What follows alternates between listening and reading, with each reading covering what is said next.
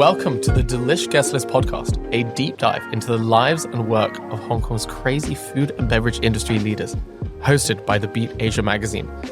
This episode, we speak with Jen Balisi, the Filipino-American foodie behind mega-famous Indulgent Eats account on Instagram, and Tiana Ludhani, co-founder of Singular Concepts, a burgeoning F&B group in Hong Kong looking to 2023 with optimism and plans for domination.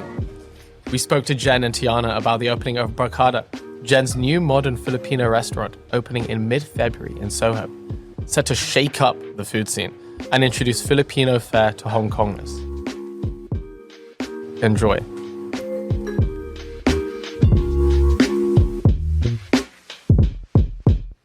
Hello listeners in Hong Kong, Asia and beyond. We are speaking today with Jen Balisi of Instagram's Indulgent Eats and Tiana Ludhani, co-founder of powerhouse Singular Concepts restaurant and bar group. In a shock announcement in early January 2023, Jen announced to Hong Kong and the world an exciting partnership with Singular Concepts to open up Barkada, her first permanent culinary outpost in the city after countless pop-ups organized. Scheduled to open in mid-February, the restaurant is a modern Filipino eatery that blends traditional recipes with modern Asian cooking techniques. Guys, thank you so much for sitting down with me. Hi, Ruben. Hello. Thank you. The Beat Asia has already profiled Jen in a fantastic feature in mid-2022, but thank you for coming on again. And Tiana, we're looking forward to speaking with you again. Could you tell me a bit about your involvement with Singular Concepts and your attraction to food in Hong Kong? Sure. So Singular Concepts actually started from our first baby, the Daily Tot. Which we are recording this podcast We right now. our rum haven. And we started Singular Concepts after we started to get addicted to opening restaurants. And we did this all during COVID. So we opened up Bianco and Rosso, and then we collaborated with Gagan Gurung and Chris Chan to bring Barcode and Tel Camellia under our umbrella. And there you have it. We started with 4 venues.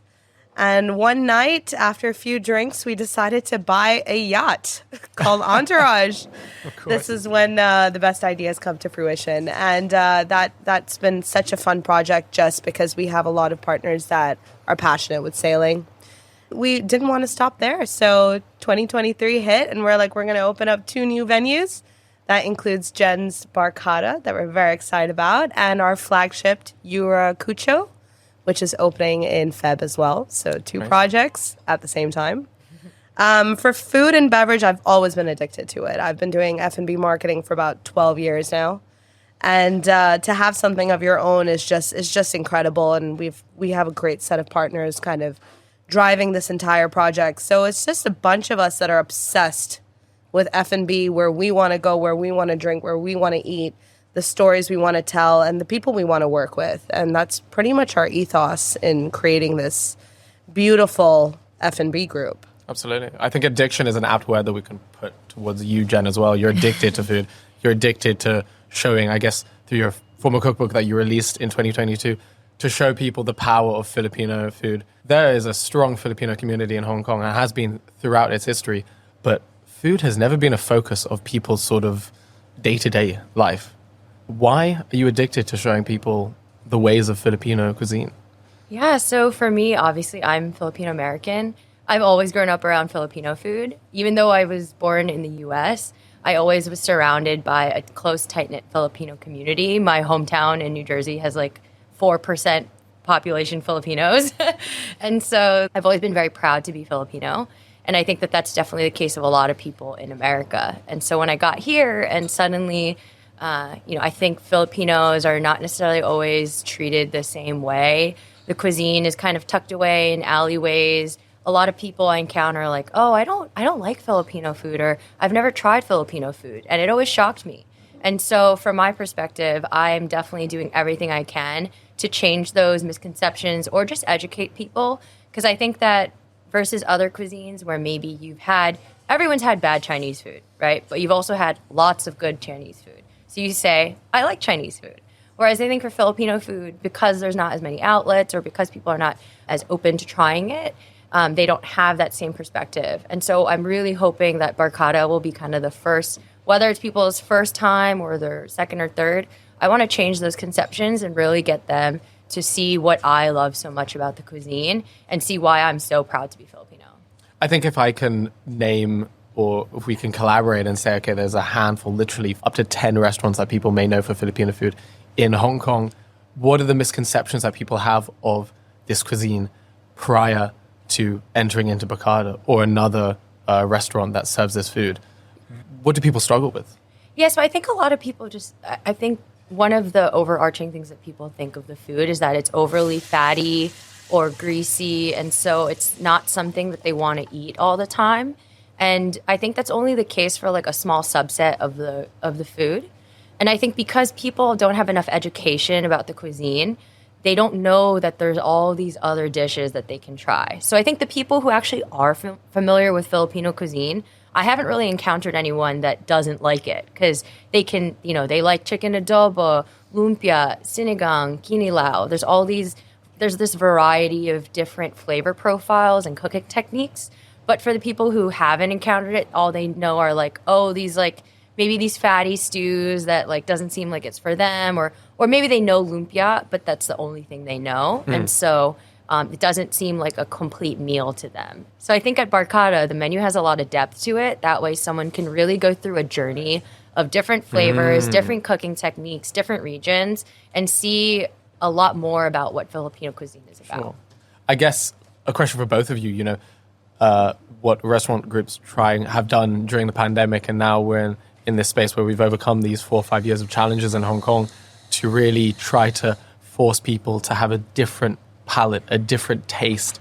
Do you think it's going to be difficult trying to not convince but show that this Filipino food that is vinegary, it's sour, it's salty, it's a bit sweet, is going to be different to local Chinese, is going to be different to the expat sort of community, it's going to be different to people that are coming Filipinos as well?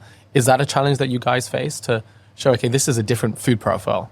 Yeah, so the thing is, I actually don't think it's that different from a lot of the food that's here. Okay. So if you look at our barbecue items, for example, it's a sweet and savory sauce. You can almost think of it like a more savory char siu, right? We have our pork belly that's grilled, and rather than a roasted pork, that's char siu that everyone eats here.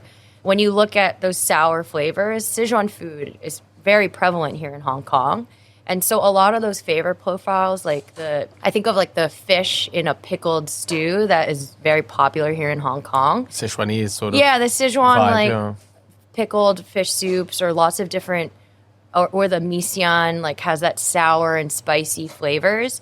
So I think that it's just that people maybe aren't as familiar with what we offer in terms of Filipino cuisine, but actually these things have a lot of similar profiles, but with our own obviously Filipino twist. So I hope that we can just introduce to people you might like this Filipino version of something that you've had in other cuisines. So do you think that you're going to expect the same surprises when you've hosted these pop-ups in other spaces in Hong Kong, that people are like, oh, it tastes really nice? Yeah. I think especially when I did the sisig pizza at Alvy's. So sisig is a soy and calamansi seasoned pork belly. And so that was with a bunch of chilies and onions and peppers. And it's a thing where people were like, whoa, I've never experienced this exact combination of flavors, but I love it. So I think that was a really cool way. Again, I think of it as how do you create a gateway into the cuisine? And so I think a lot of the dishes we're doing kind of do that. For example, at Alvy's, I did my birria tacos, which are a Mexican stewed meat in a crispy tortilla shell with cheese, and they were a smash hit. And so for the restaurant, we're doing them with Filipino pork belly adobo. So someone that maybe went to one of my other pop-ups and tried the birria tacos can come and be like, oh, I want Jen's birria tacos. Well, surprise. We're doing it with these Filipino flavors, and actually they might even be better. I mean, I'm a little biased, but... You got to be confident. Yeah. I think I've also tested with friends, and they also said that that soy, that umami, the vinegar sour punch, it just balances in this crazy, ridiculously delicious way. Absolutely. I think, are you including regional recipes as well as from specific locales in the Philippines as well? Yeah, so my mom is from Bicol. So Bicol is a So if you think of the Philippines, there's one big island where Manila is called Luzon. And the southernmost region of that is Bicol. And this is a region that's really known for their spicy food. This is where a lot of the chili peppers come from. And they also cook with a lot of coconut milk. And so we're going to be doing a dish called Bicol Express that is basically a spicy coconut milk stew. It uses a very critical Filipino ingredient called bagoong, which is a fermented shrimp paste that adds just so much depth of flavor and umami and makes you like want to just keep eating it. So that's an example of a dish where I think a lot of people don't fully realize all the coconut milk dishes that encompass Filipino cuisine. And so that's a category of food that I really want to promote because that's something that I grew up with. And I think also a lot of people, going back to what people are familiar with, you know, a lot of people get, my husband included, every week he gets a Thai green curry, right? I know a lot of people that do this. I want to make my Bicol Express part of people's weekly rotation. Amazing. I guess this is a question for Tiana, you know, and the statement towards our listeners that are beyond Hong Kong. Hong Kongers love to travel. They also, when they don't travel, like to have these momentary escapes to these concepts that make you feel like you're in your Barbados, you're in Japan, you're in the Mediterranean. We are going to be ostensibly in the middle of a bustling restaurant in Metro Manila. How important is that to drive this concept with previously someone that has never been a restaurateur before, but has this experience creating these pop-ups? Is it important that you're working with Jen specifically because she has that passion? And how are you sort of working to incubate her in this experience? So I think the main thing is with each of our venues, we have tried to have the idea of sight, smell, sound, and look for each client, each customer to really dive into what the authentic culture is. We're actually unraveling these stories as we go. And a lot of our venues are very geographically focused in terms of culture. So for example, Daily Tots really about, you know, the Barbados, Caribbean culture, how to drink rum, how to really be inspired as to what the Caribbean is. And we're breaking a lot of stereotypes when it comes to each of our venues. Same with Barkada. We've definitely used Jen in the sense of every step along the way. What colors are we using for the floor, the tiling, the bar? What materials does she want to use? What has she seen in Manila and in Philippines that we can incorporate? So we get the maximum authenticity when it comes to sight, smell, sound, and feel. And that also includes things like the chairs, what kind of rattan are they made out of, the fans that we're using. The paintings are actually being sourced by a Filipino artist. And we're using that talent to bring about this entire concept together. And that includes all four corners of exactly all the things that I mentioned and the ambiance, which will bring you into the Philippines, but it also breaks the stereotypes of what people think Filipino cuisine and dining is. And so Jen's been a crucial part to building this venue. She's basically approved almost everything when it comes to the kitchen, the tiling, the music is out of Jen's playlist, which is amazing. She's got a great playlist. So when we did a tasting at her house, we felt like we were in the Philippines when we were at her place. The food, the vibe, the open kitchen, the smell, and then the music. It was everything that we're going to incorporate in the restaurant. So I guess truthfully, you really do play with the idea that these are concepts.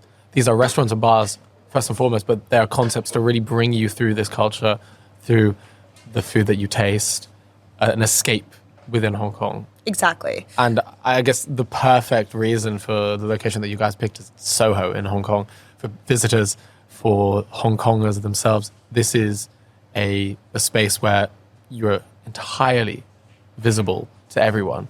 And it's a great location. Was there a struggle to place that? I think how we think about our venues and how we build them is we actually look for location first, and then we see what concept can fit into that location. We don't work backwards. So in terms of, for example, Bianco and Rosso, that's more of on Gough Street, which is a little bit more quieter. And we've built this European style concept where it comes from the floor to the ceilings are kind of like a Renaissance church. and we have these beautiful paintings, and we did kind of like a Banksy graffiti on the walls. So it's a little bit edgier, but it's also the idea that, you know, we can't be in a bustling, busy street because it is more of a European style dining. Now for Barkada, yeah, we want the noise, we want the smell, we want the late night diners, and we want people taking away, you know, fried lumpia and sitting on the steps and having a beer. And this is what Jen has pictured, and we're so lucky that we found this venue in the middle of Central. I guess it's entirely conducive to what Hong Kong is, you know, the restaurants that we love. Right now, you said it was freezing, and we were recording this in January. But when it comes to May and then throughout to October, September, we have beautiful and sometimes stupidly hot weather, but sitting out with a beer and probably a San Miguel as well. Yeah, is the best way we're going to have a Red Horse and San Miguel on tap. So Wow. we really want to take that space underneath the escalator and just have it full and bustling with people drinking and eating lumpia and our adobo popcorn chicken and just, you know, all of the sound of like hip hop and R&B bumping out of the restaurant. And the smells of the food kind of wafting into the street and bringing even more people in, because Barkada means your close group of friends. And that's the vibe we want to create. We want it to feel like you can come bring your friends. You can come make friends. We have a sign above the bar that says, "Come as strangers, leave as friends." So that's definitely what it's all about. We want you to be walking down the street, see your boy hanging out outside Barkada, bring your friends in, and just have a good time. Do you think that's what Soho and Hong Kong are known for? Yeah. The drinkeries? 100%. Yeah. I think what the best part about it is that you've seen, you know, we've grown up in Hong Kong where you see Lang Kwai Fong used to kind of be the spot that you'd go to. But Absolutely. now, you know, we see Peel Street where people are standing outside. And I mean, Jen's pop-up at Shady Acres was an ode to what Peel Street is all about, where people are standing outside, they're having beers, they're grabbing some lumpia, which actually that did happen. And, you know, we had people just coming by and saying, "Oh, I know this person. And I think that's the beauty of it. And that's what we're going to do at Barkada as well. We're starting to bring that sort of vibe. And the best part about it is that we have an open kitchen. So you're going to see what the chefs are doing. Jen's worked really hard to put that together. And then Gagan's created this beautiful bar, which is going to be pretty much at the entrance of the space. So you're going to have people, you know, grabbing beers, sitting outside. So it's very accessible. Sure. And we've got beautiful, like, floor-to-ceiling windows as well. So you're going to see what's going on inside. When people are going up the escalator, they can just peer downstairs and see what's going on. And I think this is what we wanted to bring. We wanted to bring not something refined. We're really bringing that casual dining space to the next level with very eccentric food. Absolutely. And Jen always mentions that the idea and the ethos behind the food is bold, beautiful flavors, very punchy. And that's exactly what we want to do with the vibe as well. So speaking on the food, I know in your announcement early January, you said that there's a bit of Asian influence, but there's also vegan and vegetarian. Myself, I don't eat pork and shellfish. Tiana, you don't eat shellfish as well. I don't either. So for some people that are, I guess, for religious reasons or medical reasons, health reasons, turned away by Filipino food, how are you helping bring them in to the restaurant? Yeah, I think going back to misconceptions, I think everyone just thinks Filipino food is pork and fried pork and all different kinds of pork. And so... Unfortunately, yes. Yeah. I mean, it's definitely true. We love our lechon. We love our sisig. But taking our sisig as an example, we want to make sure that we're catering to all different dietary preferences.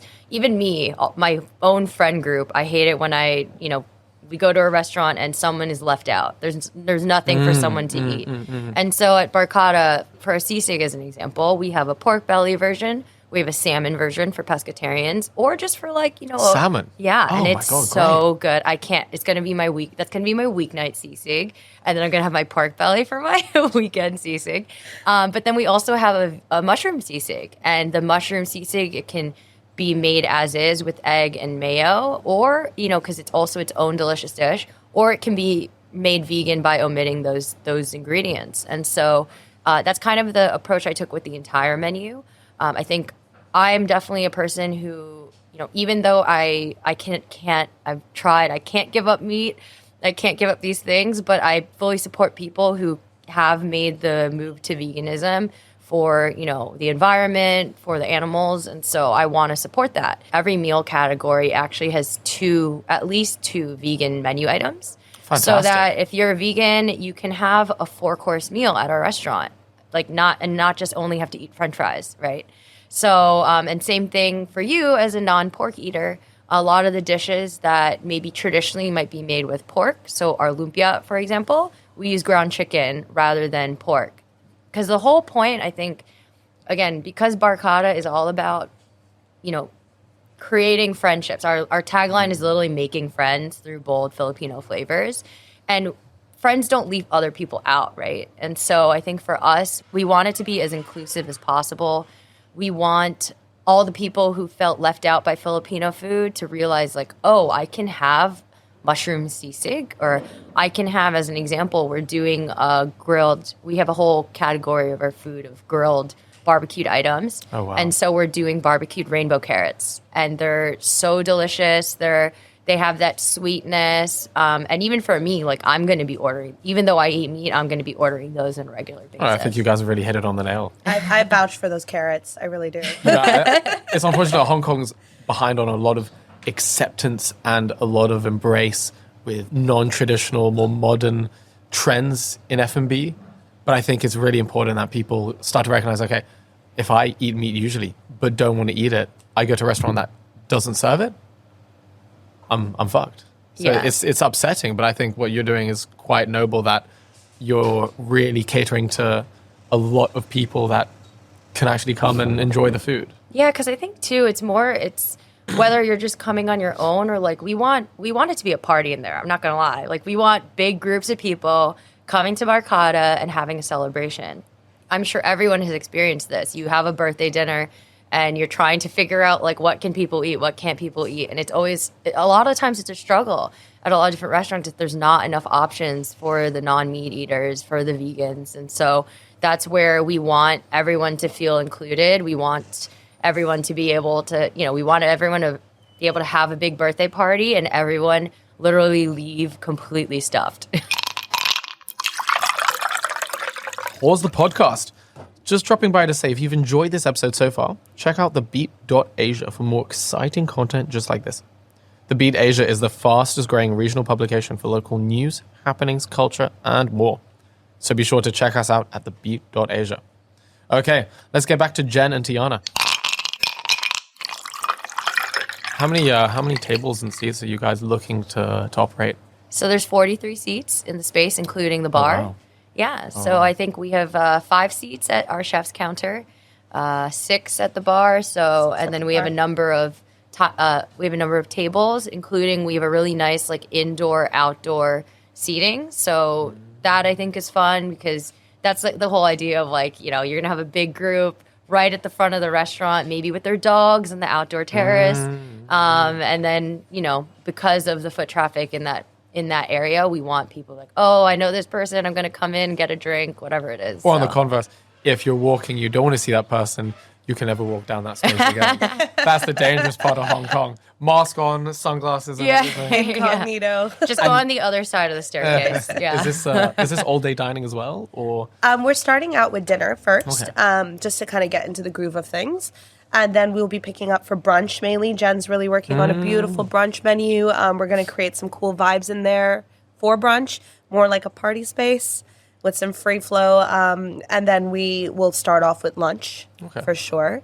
But that's kind of the phases that we're rolling it out, just to see what we're missing, what we need to kind of add on, what kind of operational kind of cleanliness we need to tidy up to make sure that we're on top of it. Yeah, because I think for me, obviously, this is one of Hong Kong's first it's so prominent for Filipino food. And I would hate it if we rush into too much for us to handle. And suddenly, again, someone comes and they have a bad experience.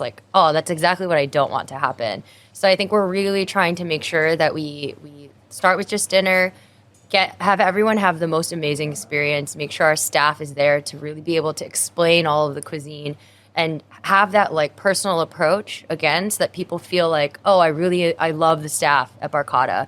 It makes me want to come back again and again.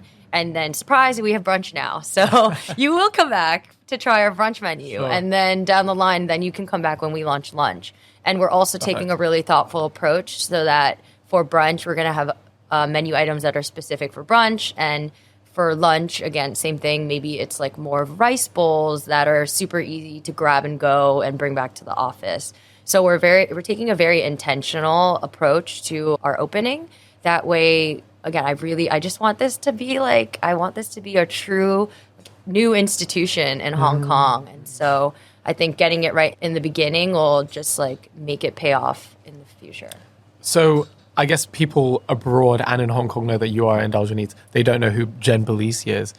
Jen Balisi coming into this restaurant as sort of an unofficial ambassador for Filipino cuisine and food. Do you think it's a weight on your shoulders to sort of present the positives, the real modern take on Filipino food for Hong Kong as sort of maybe the first leading name that people know of Filipino food in a restaurant? Is that a hardship that you're facing right now or will face? Yeah, so I don't really see it as a hardship though. I think part of why it was kind of a no-brainer for me to do this project is that when they presented this opportunity, I was like, oh, I get to bring modern Filipino food in this super prominent space in Hong Kong. Like, let's do it, Again, like I've literally grown up around this my entire life. I've always been so proud. And so I think that I'm taking that weight on. It's definitely a weight on my shoulders in terms of even right now we get DMs from people like they feel so seen. They're so happy that someone is doing this.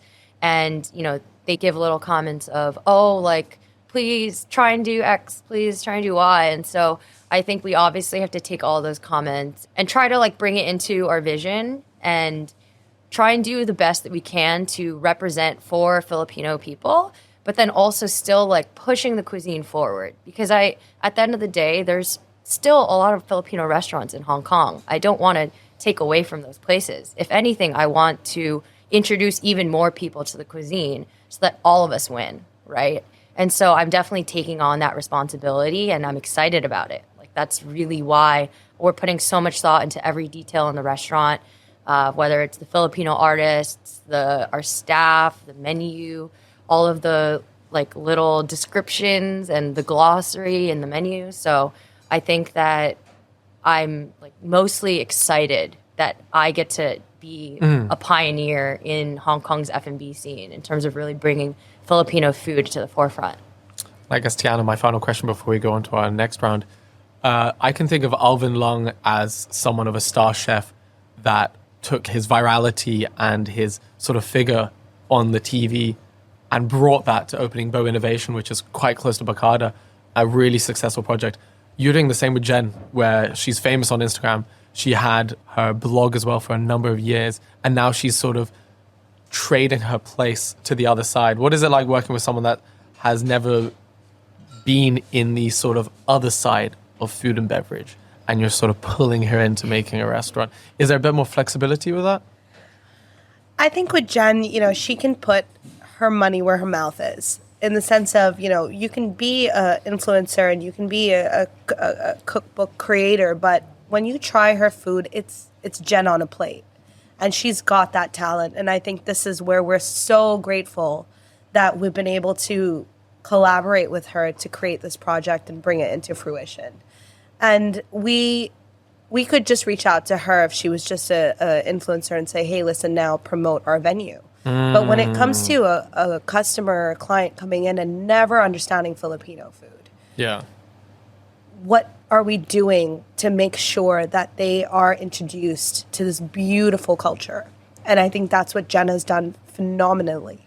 Like when it comes to the pop-up that she did, the food, people were waiting outside in line for 2 hours. It wasn't just to see Indulgent Eats, because, you can just meet up with her for a coffee. But, she doesn't have a publicist. I could be one, but, But, they didn't just come to see her. They came to try her food because she really has utilized her talent to bring about a fusion cuisine when it comes to Filipino food. It's not just the classic. She's taken it to another level, and that's what people are excited to see and to taste and to understand. She's spending so much time now, like, training all the staff on the wordings, the origins, the ingredients, the what's sustainable, what's vegan, what's vegetarian. She's really working very hard. And I think that's where we're so lucky to find people like that to kind of bring into our group and to harness their skills and to make their dreams come true. And that's really what we've done at Singular Concepts. And my partners, Arno and David, are amazing at finding these people to bring as a team and to bring them as forefronts to drive each concept and each venue, which has led us to be where we are right now. I mean, this is just the beginning for us, but Jen is definitely helping drive our group, and it doesn't hurt that she has 300,000 followers either. So We got to watch this space. I know. Awesome. Guys, now for our buzz fire round. We're going to ask you some quick questions with less than a few seconds to think of the answer. You haven't seen these questions before. Are you ready? Yeah, let's Here do we go. it. What is one cuisine you could eat for the rest of your life and you would never get bored from it? Japanese food. Szechuan. Interesting. For both of you, what is the most important ingredient that every chef, every cook, every home cook should be using in their recipes? Salt. Salt? Crispy chili oil. Crispy chili oil? I say that with vindication. So basic, like you need salt. I'm just thinking of your crispy chili oil. Oh yeah, we're gonna have a Filipino chili oil at the restaurant. Oh, so Just good. you wait. So good. Wow. It's like crack. I'm kidding. We're going to try it. We're going to be addicted. What attracts you most to Cantonese cuisine in Hong Kong? What's the pull? Dim sum. Chung Fan. Okay. Good answers all Very around. specific. Beyond Barkada and all the other fantastic concept restaurants that have been existing in Singular Concepts and will, what is one concept restaurant that Hong Kong needs in its F&B scene? That's tricky. Got quite a bit, but... I feel like we've got everything. Oh, we don't have I everything. feel like... I don't really know, to be honest. I think No, we definitely need. we're missing two continents. Oh, wait, I know one. I actually know one. We don't have... We don't have Caribbean food here. Yes. We don't have Caribbean? So I was gonna say like Latin Caribbean. Yeah, We like... don't have South American? Yeah, that's true. No Well, African? Oh no, there's some. I only there's have- like Braza and a few Argentinian others, and yeah. I guess, no. Yeah, there's some Argentinian steakhouses. We're missing Yeah. African. We are missing Yeah, we are African. missing African. Yeah. Yeah. Absolutely. But we are missing Like, Caribbean, I'll be honest. There are people Okay. asking me, let's do Yeah. jerk chicken and whatnot. I'm like, I don't have a kitchen here. Yeah, every time I go back to New York, I get Caribbean food. Yeah. Really? Yeah. I get I miss pizza. that, like... Pizza I mean, I get both. We all know that I get pizza when I go back to New York, but yeah, I always get Caribbean food. Yeah. For date night with your husbands, what restaurants and bars are you checking out? Oh, it used to always be Posto Publico. R.I.P. yeah. R.I.P. Now where do I go? She like eats at home now. I just Taste testing all day. I've literally only been cooking my own food. We really love going to Fiata Oh, of course. for the best pizza. Best pizza. For What about me, it's Argo Argo. for drinks. Absolutely course. love it. Just love it. Lorenzo is a character. Yeah, I was there last night. I mean, the martinis just kept coming, but Wow. it's phenomenal. Do you hate any specific food trends that are loved by everyone in Hong Kong? There's a lot of food trends I hate, but I'm trying to think of what would be loved. What food in- trend do you hate in general? Anything like rainbow, like for no reason, I don't like. Rainbow's not a good vibe. no. Yeah, just like unnecessarily rainbow. Yeah. What about yourself? What food trend should have died in 2022? That's a tough one for me because I love all food. Tiana's going to pass on this one. I know. I'm like, Yes, I yes, don't. yes. I don't really know. We only love here. We don't hate. I know it's hard. It's hard. I can't Oh, and- say I hate anything. It's tough. Yeah, I'm gonna pass on that one. You guys are Yeah. Butterboards can also stay in 2022. butterboards. Yeah, that can stay Really? in 2022. Yeah. I don't need to see another one of those on my feed. Oh, actually, you know what? I got one. What is it? I don't like the thin crust pizzas. I had Yeah. one last night. I can't do it. I Not good. just can't do it. It's like watery bread. It's Do you just- mean like the cracker pizzas yeah, like here? they're really thin. Like Yeah, the yeah. filling just falls off, and Yeah. it's so sad. I also the ones that are like cracker thin here. Yeah. That's what I'm saying. Like really thin. Like, but when you like- said thin, I was like, my New York pizza loving You soul. recommended me the like, best pizza I've ever had, Mama's too. It is. It's the best. incredible. She is the Sorry. pizza connoisseur. Yeah. I'm getting hungry now. Me too. You guys are well traveled in Asia. Yeah. What are the best cities to eat in? Hong Kong. Okay. Beyond Hong Kong. End of discussion. Beyond Hong Kong. We live in Hong Kong, but to travel to. I think Bangkok has an incredible food scene, and obviously all the street food, and there's also a lot of really there is also really great like fine dining there as well. Concepts, the concept's really good. Yeah. For me, it has to be India. Yeah. I mean, I'm third generation out of India, so I'm not going to say I'm from there, but whenever I go back there, I mean, this is a lot of people are going to like curse me out for this one, but the Chinese Indian food, it's really good. Chili 45? Yeah. Fantastic, honestly. Those are the best. It's so fatty and it's so good. Yeah. But yeah, I'd have to say India. They've got everything from Japanese to Vietnamese to, Indian street food. Can't really go wrong. What's one restaurant that everyone must go to in their lifetime? Visiting, living for a year, decades? What is that one restaurant in that Hong you need Kong? to go to? Yes. Can you pass this one to Jen first? Jen. Sure. It's a tough question. I would say, because if there are tourists that are coming in, I've had some family in December. First place I took them to that I was like, you have to eat, was Chili Figara.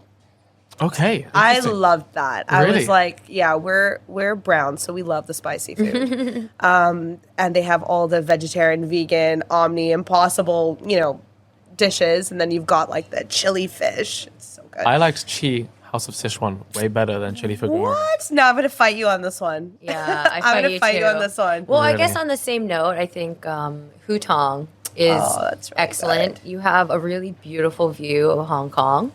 They also have the terrace, and then you also get that northern Chinese food, and they also have really excellent dim sum. Like, so really good. The views are nice. Yeah. That's what Hong Kongers love. Ugh, Yeah. The iconic skyline. Beyond Asia, so what is your most favorite city to dine in? New York. York. I'm biased.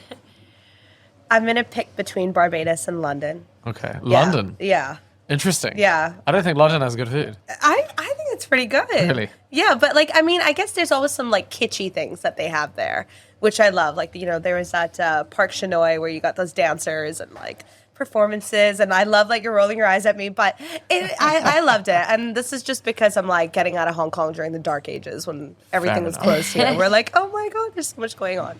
But Barbados was shocking this time when I went back. Really? Yeah, it was the restaurants that opened up there was just incredible. I mean, everything's by the seaside. We got Japanese, you've got Vietnamese, you got South Asian, we had Indian, and then of course we had like the roadside like jerk chicken burger, and oh my God, it was amazing. I think 2023 needs a jerk chicken. You mentioned it 3 times. I know. Maybe I'm hinting at something here. We don't know. Coming soon, summer. No, well, we'll see.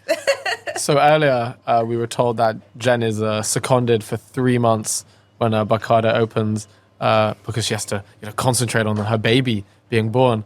But where else are you guys going to be traveling this year to explore, to eat, to drink? Yeah, well, I'm going to Japan tomorrow night. Is today Wednesday? Yeah, I'm going back to Japan tomorrow night. I do have a couple weddings this year in Italy, so I'm super excited to be able to go back. Literally, when I was there last year, I said to my husband, like, we need to come back to Italy next summer. And then 2 of my friends planned weddings, so I manifested it, I think. So I'm very excited to go back to Italy. And I still have not been to Vietnam. So my trip got canceled by COVID, so I think that's going to be one of the first places I go and just eat as much as possible. It's too good. And yourself, Tiana? So Singular Concepts got invited to Singapore to do guest shifts at the Tippling Club and Kempinski. So Nice. It's coinciding with my 6-year or 7-year wedding anniversary. So I'm taking my hubby and we're going to go to Singapore for about a week. Cool. And then we're planning India in July, and then hopefully a girls' trip to London in September. Where in India are you going? Bombay. Nice. I'm going to go see his family and just, get fatter and eat a lot and enjoy it there. I mean, it's going to be really good. We've not been there for about 7 years. And you guys have lived in Hong Kong for a considerable amount of time. What makes Hong Kong home for you guys? Ooh, I think the people, honestly. I was going to say that. Yeah, because I think that Hong Kong brings, for whatever reason, it brings a certain type of individual for the most part. And I think that as a city, partially because I think a lot of people move here and everyone has been the new person in the city.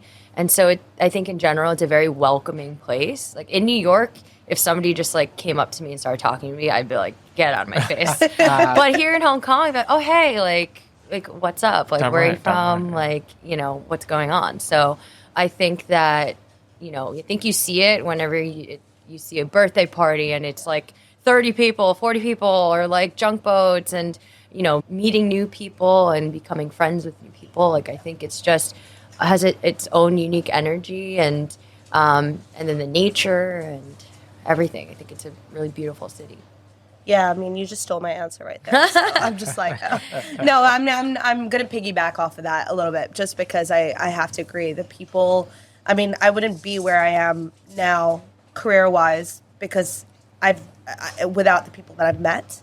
And I think that's the beauty of Hong Kong. Like, me and Jen have connected a couple of times over the years, but now we're working together. It's come full circle. And, the people we work with are friends of mine. We hang out, we go to barbecues, we do junk boats, we get on Entourage. I mean, it's a lot of fun. And I think this is where we're so lucky that even though we don't have family here because they all live far away, most of us who live here in Hong Kong don't have our family here. And our friends become our family. And that's amazing. I mean, we go to networking events and the next thing you know, you become best friends for the next 3 years. And that's the heart and soul of Hong Kong. That really is. And the industry, like during COVID, I would say, became a lot of the bar managers and the owners became friends of mine because we all rallied together. We all cried together. We all laughed together. We all said, shit, we're closing at 6 p.m. Now what do?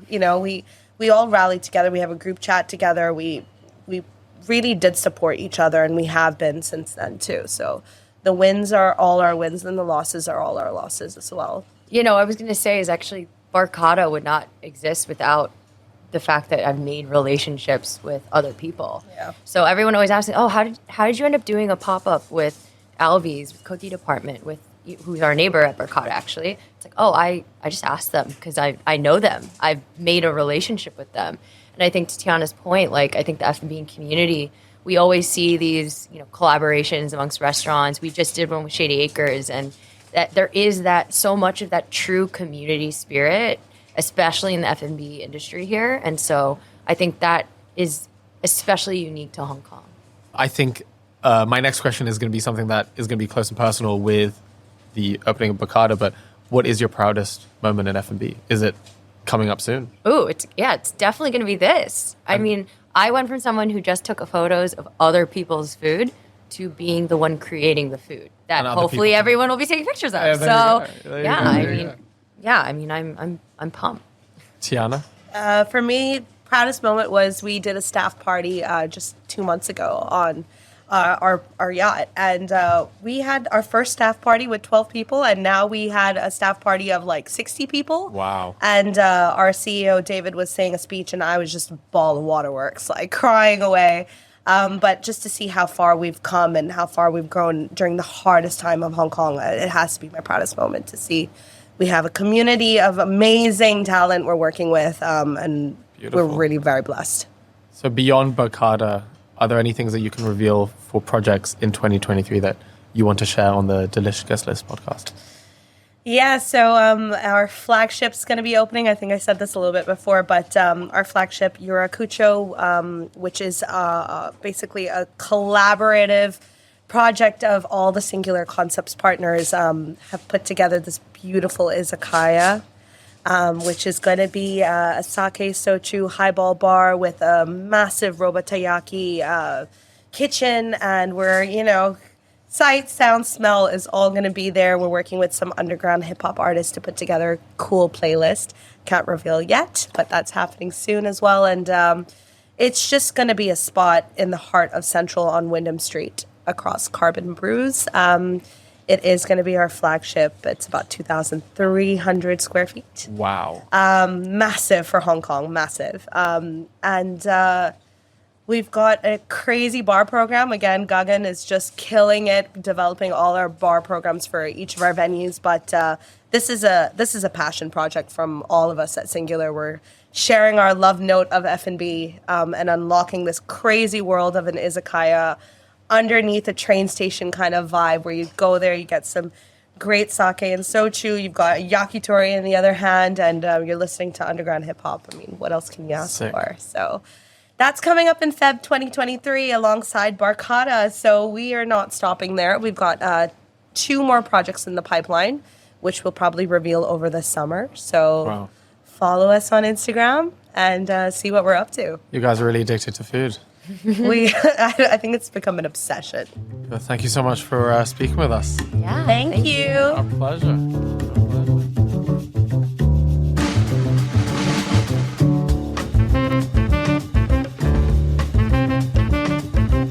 Keep your finger on the pulse and tap follow to keep up with the Beat Asia to hear more colorful chats and rich stories. This episode is hosted by myself, Ruben Verabes. We want to give a special thanks to the guests Jen Balisi and Tiana Ludhani for chatting with us today. Our producer for this episode is Marcus Trema, and we are edited by Natsuki Arita. That's all for this episode. See you in the next one.